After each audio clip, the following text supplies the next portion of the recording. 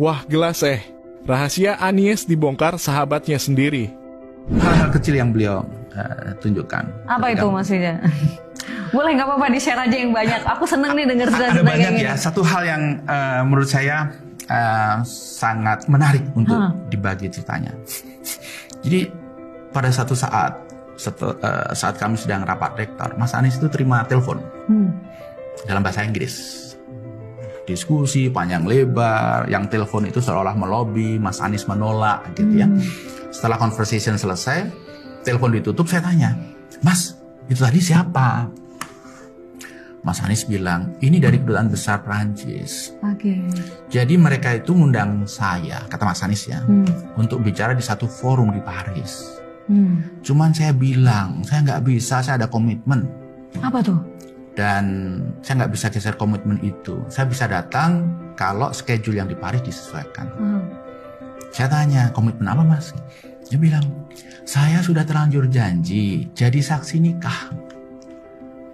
Dosen muda di Paramadina. Saksi nikah. Nikah itu kan peristiwa yang luar biasa. Sekali seumur hidup, sangat penting. Nggak mungkin saya batalkan untuk datang di Paris. Saya mikir, wow. Ini 1 dibanding 1000. Mayoritas intelektual muda ketika dikasih kesempatan bicara di Paris tidak akan melewatkan. Nggak akan melewatkan. Iya. Dan dengan gampang dia akan mengatakan kepada si dosen muda, mohon maaf ya, saya harus mewakili Paramadina, harus mewakili Indonesia bicara di Paris. Tapi yang dilakukan Anies Baswedan, mohon maaf Pak Dubes, saya sudah ada komitmen yang tidak bisa dibatalkan dan ini penting. Akhirnya nggak jadi berangkat ke Paris. Pernikahan, Mas Anies datang sebagai saksi. Gak hanya berhenti di situ. Biasanya kalau kita berbuat baik kepada seseorang, seperti kasus ini nih, kemudian kita akan cerita, Mbak, Mas, saya datang ke sini, padahal sebenarnya saya diundang ke Paris loh untuk datang seminar. Ini orang kebanyakan begitu. Iya. Tapi ternyata 2 orang ini nggak tahu bahwa Mas Anies datang ke acara nikah sebagai saksi mengorbankan sesuatu yang begitu besar. Dia baru tahu kira-kira 2 tahun yang lalu karena saya ceritain. Karena Mas Vijay saya cerita ke mereka bahwa Pak Anies itu harus mengorbankan acara ini untuk menghadiri pernikahan itu. Wow, Mas sih pasti terharu banget dong Mas Vijay. Terharu.